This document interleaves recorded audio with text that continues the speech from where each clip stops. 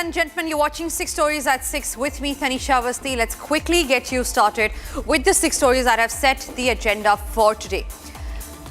There's a fierce courtroom battle that took place between the Mamata government and the Enforcement Directorate over the green files, and this is what made the top headlines today. We'll get you what actually took place inside the Calcutta High Court today.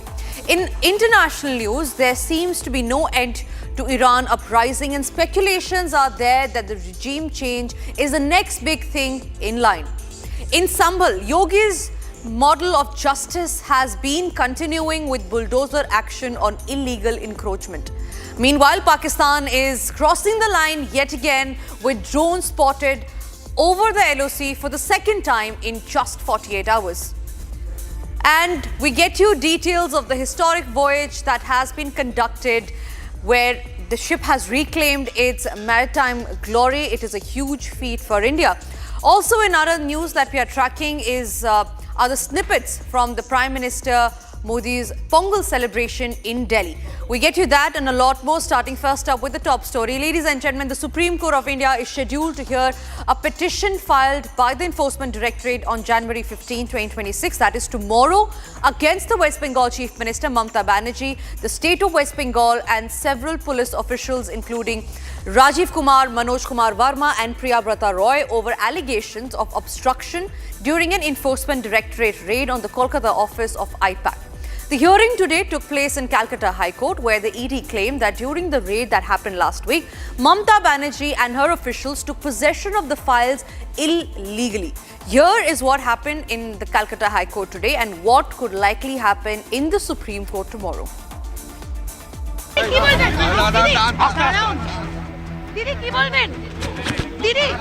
The ED versus Mamata battle has now reached the courts of India.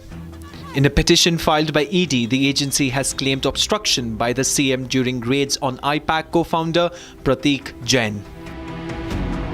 The agency has also demanded the return of documents and electronic material it claims was snatched by Mamata. TMC, however, has alleged that the action against IPAC was a pretext to illegally access the party's political strategy ahead of the West Bengal Assembly elections. Visuals, confrontations, unanswered questions. What was inside the green files that left the IPAC office?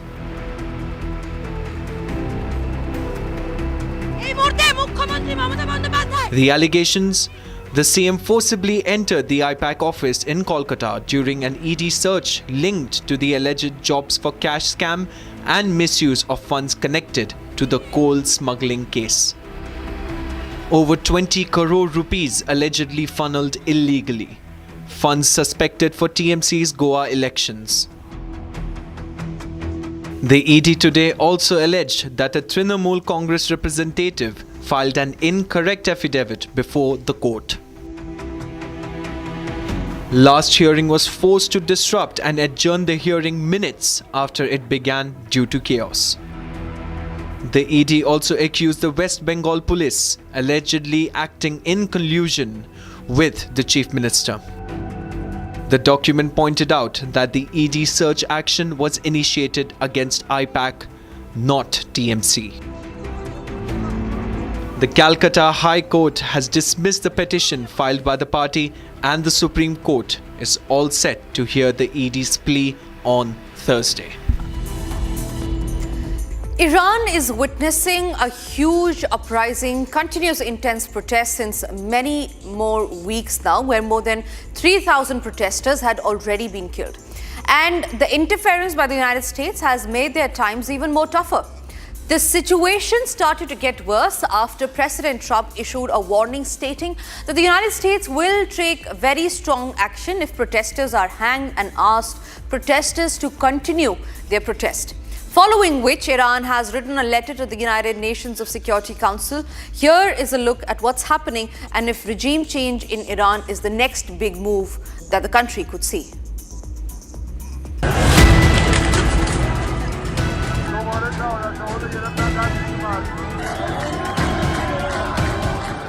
After continuous protests going on in Iran, it is reportedly set to execute its first protester today. following the mass arrests in connection with the widespread anti-regime demonstrations. Reacting to this, Trump warned Iran to take military action if any of the protesters are hanged.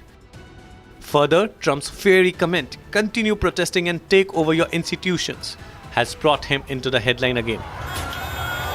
Ideally, you'd like to see it, but what we want to see is we don't want to see people killed, and we want to see a little bit of freedom for these people. These people have been living in hell for a long time.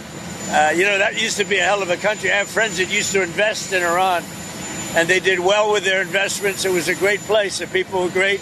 Even the leadership was good. And now it's living in hell.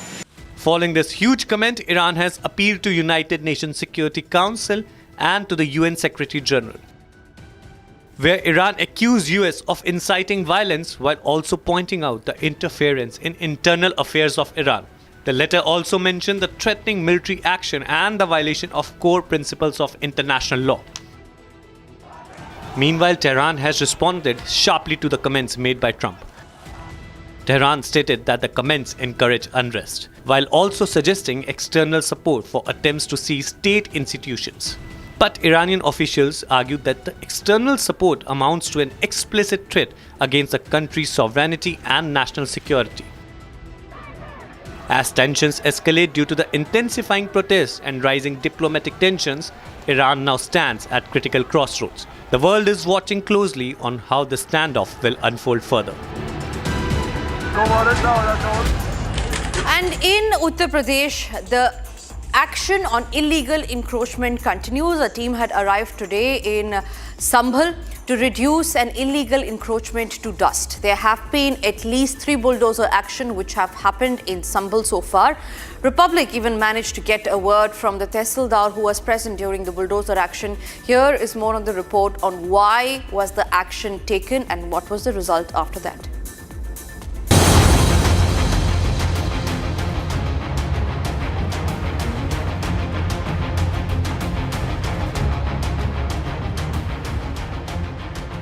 The Yogi government is stepping up and taking action against alleged illegal encroachments in Sambhal.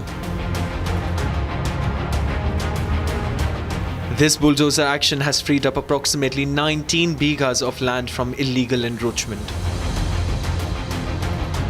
This action was taking place on the Chandausi road in Sambhal Tehsil. During the clearance of the encroachment, the Tehsildar and Lekpal were also present.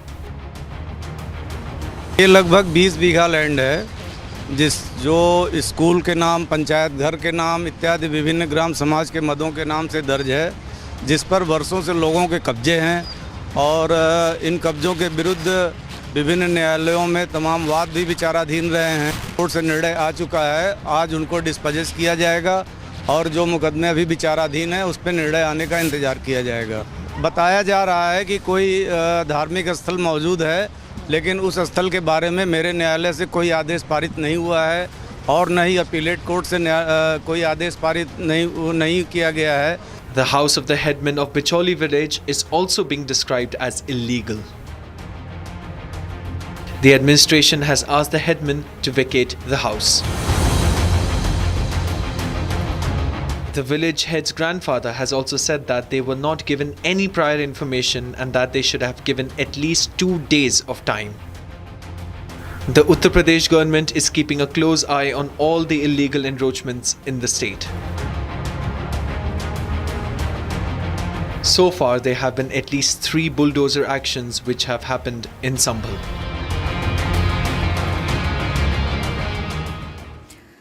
Despite the significant setback that Pakistan suffered during India's Operation Sindoor in May 2025, provocative activities along the line of control have been continuing and is persistent. On January 13, multiple suspected Pakistani drones were spotted intruding into the Indian airspace in the Rajouri district of Jammu and Kashmir, marking the second such incident in just 48 hours. Indian Army troops promptly opened fire using medium and light machine guns as a part of counter unmanned aerial system measures, causing the drones to either crash, retreat or disappear after brief hovering over the areas. Security forces have been placed on high alert with ongoing ground search operations launched in Rajouri and neighbouring Poonch districts to check for any possible airdrops of weapons or narcotics. Here is all that you need to know about how Pakistan is crossing the line yet again.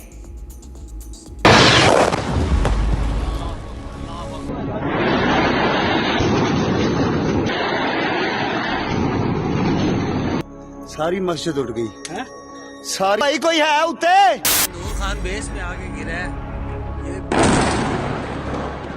Attack हुआ है नूर Khan base पे Pakistan, after being massively jolted during Operation Sindoor, has come up with another anti-India operation. Multiple drones have been spotted, especially in the Kera area of line of control. In response to the drone infiltration attempt, Indian Army foils these multiple drones of Pakistan in last 48 hours. Yesterday evening, we saw once again the Pakistani drone movement into the Indian area. Though it is said that it was a single or two drones, but the sighting was done at the multiple locations. It was under a single unit of the Indian Army that has been deployed in the Rajouri's Chingas area and the Mankot area, that they saw the Pakistani drones entering into the Indian territory and they fired upon the Pakistani drone. Though what we are getting to know that the drones were flying at a very high when it comes to countering that with the fire, so the drone went back to the Pakistani territory. This area where the drones were spotted in the Chingas area and the nearby area, this has an infiltration gap that has been used in the past by the Pakistani terrorists to sneak in into the Indian territory. So there lies a possibility that it was a surveillance so as to look that from where the terrorist can cross over to the Indian territory. Apart from this, search operations has also been launched to check for any airdrop weapons or contraband.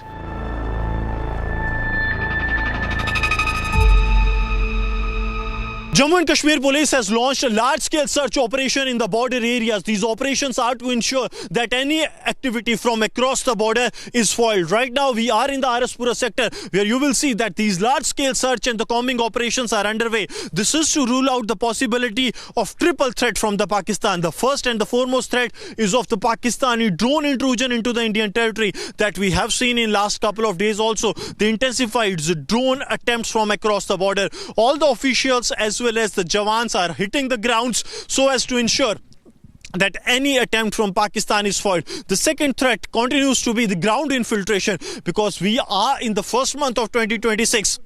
And here what happens that the Pakistan, taking the advantage of the dense fog and the weather, they try to infiltrate terrorists using the ground infiltration into the Indian territory.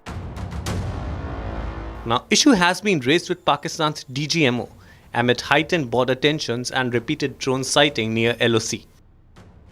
In this ongoing border tensions, Chief of Army assessed the gravity of the event, stating that these are defensive drones, nothing else. ये जो drones अभी हमने देखे हैं ये बहुत छोटे drones हैं, ये लाइट ऑन करके आते हैं, ये बहुत हाइट पे नहीं जाते हैं और ये बहुत ही कम देखे गए हैं. जैसे 10 के आसपास तकरीबन 6 से 7 देखे गए थे, 11 और 12 तारीख को 2 से 3 देखे गए हैं. तो ये जो ड्रोन थे ये मैं समझता हूँ कि डिफेंसिव ड्रोन थे जो कि ये ऊपर आके देखना चाहते हैं कि हमारे अगेंस्ट कोई कार्रवाई तो नहीं हो रही है. मैं ये मना नहीं कर रहा हूँ, हो सकता है कि वो ये भी देखना चाहें कि कोई कहीं गैप तो नहीं है, इंडियन आर्मी में कोई ढिलाई तो नहीं है, कोई गैप वो जहाँ से वो टेररिस्ट वहाँ से भेज सके. तो मेरे ख्याल से उनको उसका नेगेटिव जवाब ही मिला होगा. उन्होंने देखा होगा कि आज की तारीख पे कोई ऐसी जगह नहीं है, कोई ऐसे गैप्स नहीं जहाँ से वो भेज सकें. लेकिन ये जरूर है आज जो हमारी डीजीएमओ स्टॉक हुई है उस स्टॉक में इसके बारे में जिक्र किया गया है और उनको बताया गया है कि ये हमें मंजूर नहीं है और कृपया करके इस पे लगाम लगाइए. Since border tensions heated up, it needs to be seen how Indian Army will retaliate on this.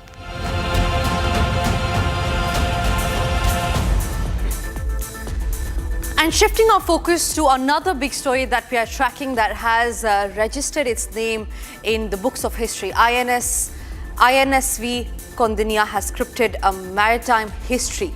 The traditionally stitched Indian ship has completed a rare 18-day sea voyage and reached Muscat, Oman, reviving India's ancient shipbuilding legacy on the global stage. And why this is important, ladies and gentlemen, is because this is the first time that such incident and such voyage has been taken place. It was an 18-day tour. The country is celebrating the huge success. Here is what the crew spoke and how did they complete the 18-day of voyage, what went through the journey and how is it an important event in the history of maritime glory.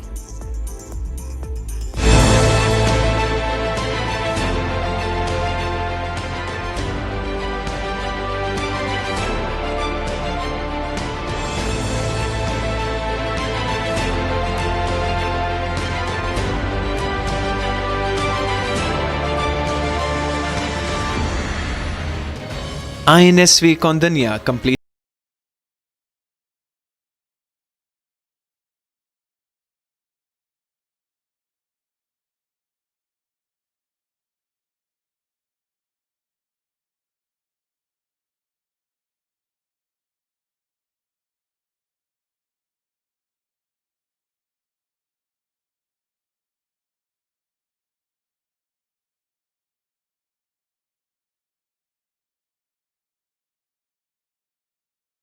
metal nail.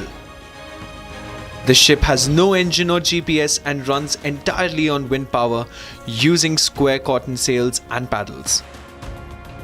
Launched in February 2025, the ship features Ganda Berunda and sun motif on its sails, a Simha Yali carving on the bow, and a Harappan-style stone anchor on deck.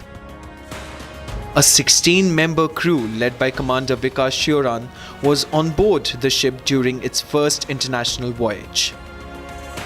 Named after Kondarya, a legendary 1st century Indian mariner, the vessel symbolizes India's long tradition of maritime trade, exploration and cultural exchange. And with that, we have almost come to the end of this edition of 6 Stories at 6 and ending today this show with a moment that India witnessed where India is celebrating the festival of Pongal, and on this occasion, the Prime Minister was there in the national capital. He celebrated Pongal. He stopped by at the residence of Union Minister L. Murugan in Delhi and extended his greetings to the people. The event also saw Tamil culture and performances. The Prime Minister also addressed the gathering and talked about the importance of the festival. The event holds special significance as Tamil Nadu also goes into elections this year. Here are the snippets of Prime Minister's celebration at the Pongal event. Today marks the festival of Pongal, celebrated by Tamil community in India as well as across the globe. Prime Minister Modi also joined in the celebrations as he attended an event at the house of Union Minister L. Murugan and addressed the gathering there. The Prime Minister also recalled his visit to Tamil Nadu last year. साथियों, वैसे मेरे लिए ये भी बहुत सुखद रहा है कि पिछले वर्ष मुझे तमिल संस्कृति से जुड़े कई कार्यक्रमों में शामिल होने का अवसर मिला। मैंने तमिलनाडु में 1000 साल पुराने गंगईकोंडा चोलापुरम मंदिर में पूजा की।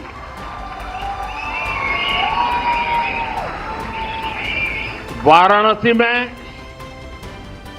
काशी तमिल संगमम के दौरान सांस्कृतिक एकता की ऊर्जा को